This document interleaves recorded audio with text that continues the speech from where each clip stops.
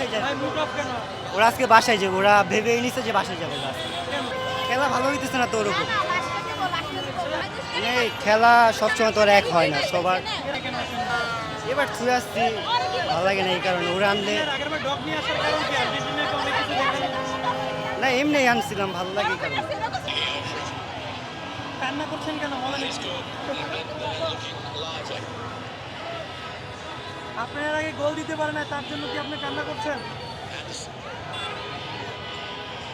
বলেন কেন কান্না করছেন?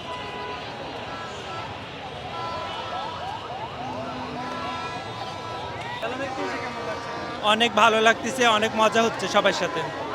এখানে খেলা দেখতে আসার কারণ কি? এইখানে সকল বন্ধুরা একসাথে এক জায়গায় হয়ে সবাই এনজয় করি, তো এই জন্য এখানে আসা মূলত। মানে ঈদের থেকেও বেশি আনন্দ হচ্ছে। আমি তো আর্জেন্টিনা না, ইংল্যান্ড। মানে খেলায় তো হার জিত থাকবেই।